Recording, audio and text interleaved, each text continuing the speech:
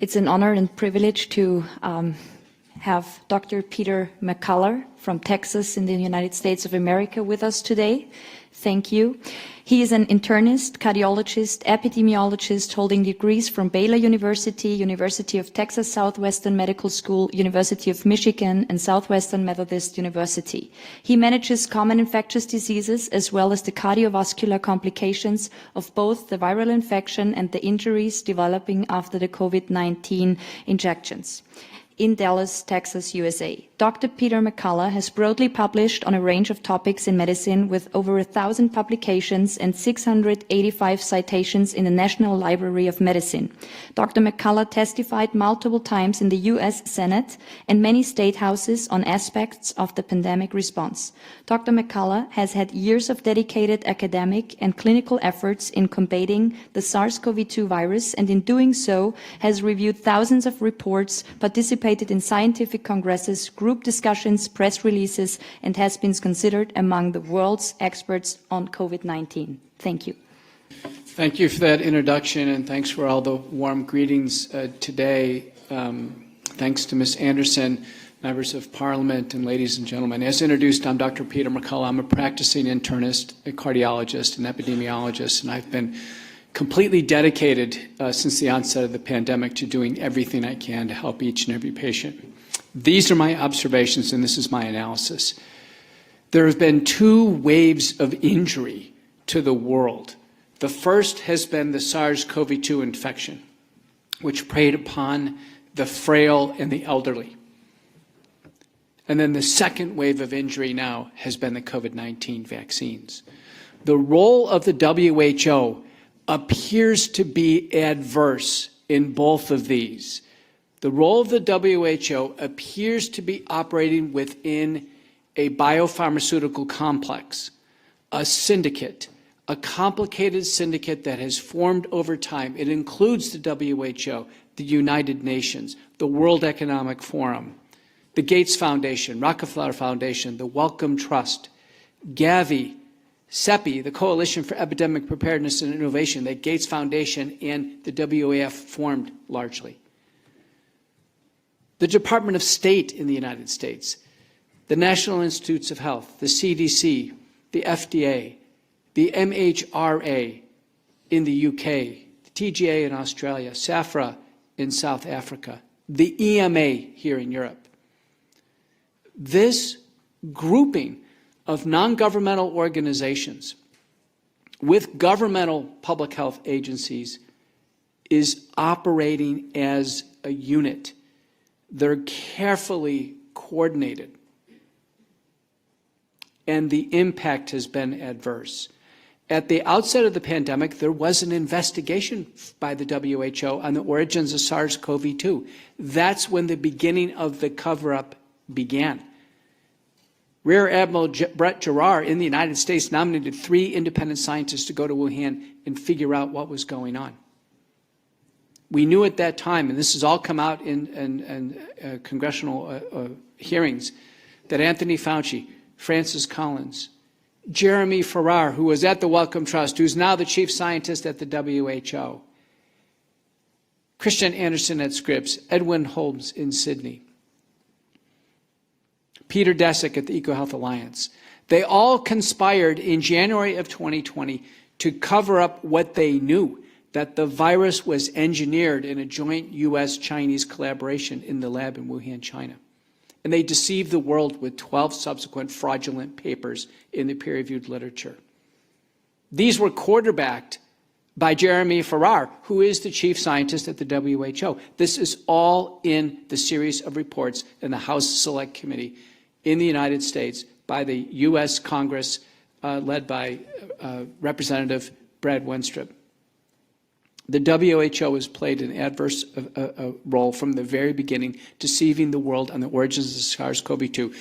Doctors like us in clinical practice got behind on this because our governments and agencies like the WHO weren't honest with us.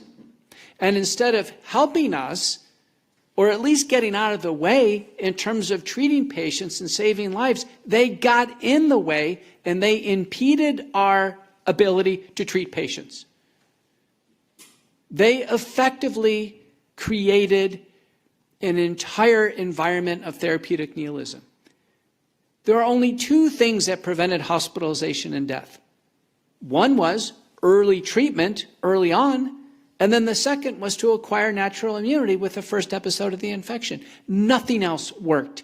There were only two bad outcomes, hospitalization and death. To this day, the WHO does not support, embrace, or promulgate early treatment protocols for patients with acute COVID-19. That should tell you something. That should be a wake-up call. We're going on 3 years of this. 3 years of this. And still nothing to reduce human suffering from the WHO. Nothing. In fact, efforts that enhance human suffering. Because the first wave was the illness. And I've testified in the U.S. Senate multiple times, the majority of hospitalizations and deaths were completely avoidable in the highest risk patients with early interventions, starting with virucidal nasal sprays and gargles, and then intravenous and oral drugs administered at home to get people through the illness. Now enter the vaccines. Since 2021, the vaccines have ravaged the population in the world. Worldwide, 2/3 of people took a vaccine. The United States COVID community state study shows 75% of Americans took a vaccine. Thankfully, 25% didn't. I was the only public health and public figure in the United States in writing to question the vaccines before they came out. And I did it as loudly as I could. The COVID-19 vaccines in the United States, 94% of Americans took a messenger RNA vaccine. It is the genetic code for the potentially lethal spike protein, part of the virus. It was the worst idea ever to install the genetic code by injection and allow unbridled production of a potentially lethal protein in the human body for an uncontrolled duration of time. Everything we've learned about the vaccine since they've come out is horrifying. There's not a single study showing that the messenger RNA is broken down because it's pseudo-uridinated. It's made synthetically. It cannot be broken down. There's not a study showing it leaves the body. We now have papers by Castriuta who demonstrates the messenger RNA circulating for a month. That's as long as they've looked.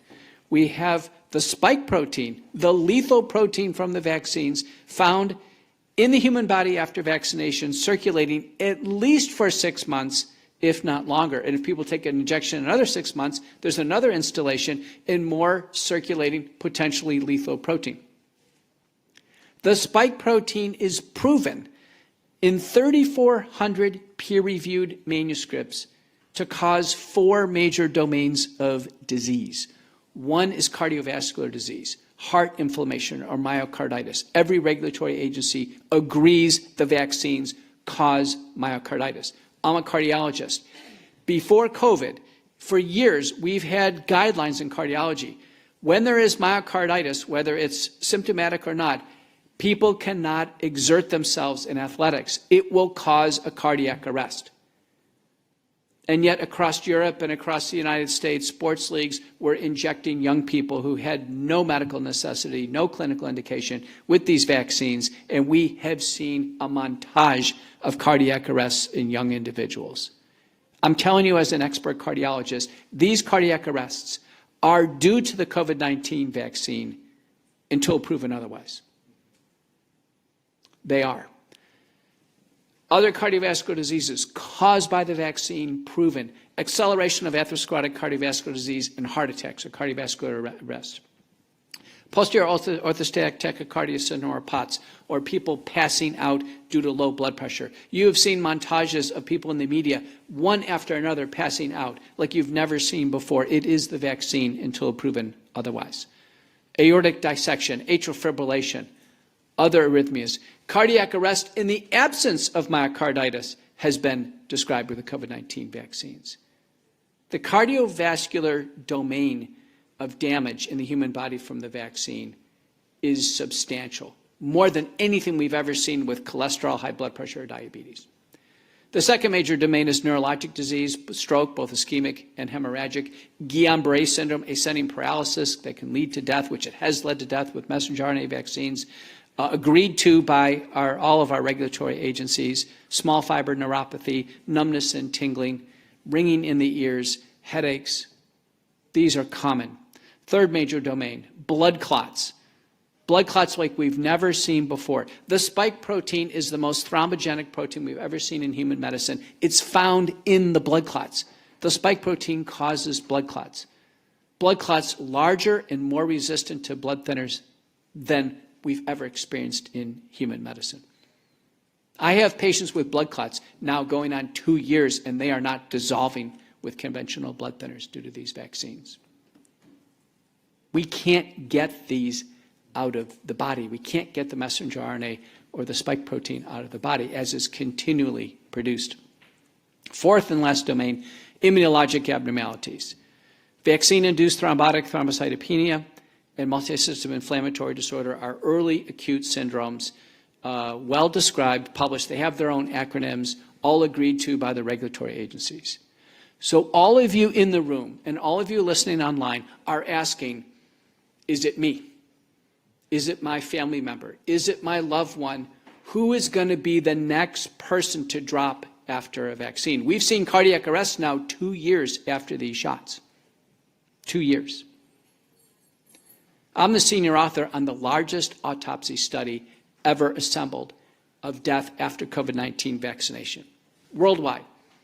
We searched the literature, 600 papers, all the clinical findings, re-reviewed them with contemporary knowledge, experts in pathology and clinical medicine. Our conclusion, 73.9% of the deaths after vaccination are due to the vaccine.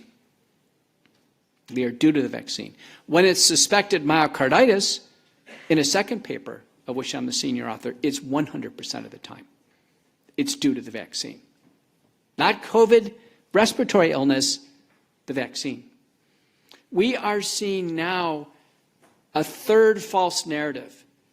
The first false narrative was that the virus is unassailable, we have to stay in lockdown and be fearful. The second false narrative is take a vaccine, it's safe and effective. The third false narrative now is it's not the vaccine causing these problems, it's COVID. It's COVID that we saw back in 2020 causing all these problems in 2023. Don't fall for the false narrative. The medical literature at this point in time is compelling. The Bradford-Hill criteria for causality have been fulfilled. The vaccines are causing this enormous wave of illness. Now, could it be you and your family member? A few important papers to finish. One is by Schmeling and colleagues from Denmark, demonstrating that about 30% of people who have taken a vaccine have zero side effects, nothing, not even a sore arm, not even a sensation that anything happened with the injection. Those people appear to be fine forever, as if they didn't take a shot. And the data are the same in the United States in our VAERS system. The second batch group is about 70% of individuals, and they have some moderate side effects, some trouble, but they don't seem to really have serious events. And then there's that small third batch group, 4.2% in the Schmeling data. It's through the roof. Myocarditis, cardiac arrest, blood clots, hemorrhagic stroke, disabilities, sudden death at home in bed. And the data are the same in the United States. 4.2% of people in Europe right now are in trouble because they were unlucky enough to get a high-risk batch. In the United States, our CDC vSafe data, which is self-reported data, 10 million Americans, the number is 7.7% got so sick with the shot they had to go to the hospital and be treated or be hospitalized. A Zogby survey done about a year ago, a big representative sample in the United States, found 15% of those who took a vaccine have some medical problem that they're dealing with right now. So again, 4.2%, 7.7%, 15%. That's the penumbra. That is the Venn diagram that you're all going to be involved in the calculus. What's the path forward? The path forward is clearly for no one to take another shot. No one.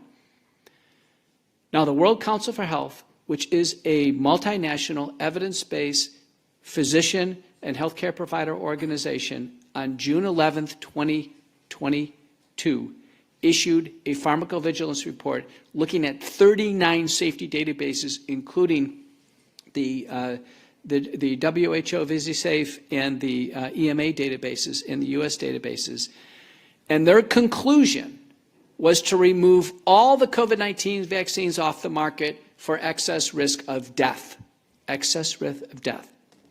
Okay? On the floor of the U.S. Senate, December 7th of 2022, I co-moderated a session, and our expert panel, by assent in the U.S. Senate, concluded all the COVID-19 vaccines should be removed from the market, all of them. No new boosters. And then in March 23rd of 2023, the Association of American Physicians and Surgeons, a factual, fact-based, evidence-based, consensus-driven organization, just like the two others, also concluded to remove the vaccines from the market. So I submit to you the COVID-19 vaccines and all of their progeny and future boosters are not safe for human use.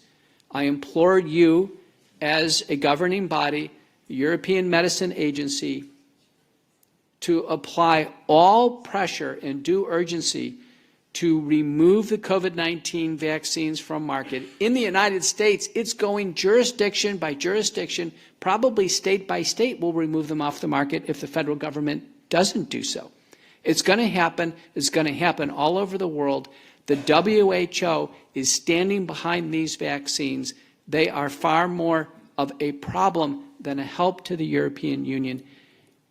And it's my belief that the European Union, the United States, and all major stakeholders should actually completely pull out of the WHO and leave the WHO to its own endeavors, not to have any jurisprudence, any dominion over what we do in healthcare. WHO will never have dominion over what I do as a practitioner with patients in my practice. I'm Dr. Peter McCullough. Thank you so much for having me.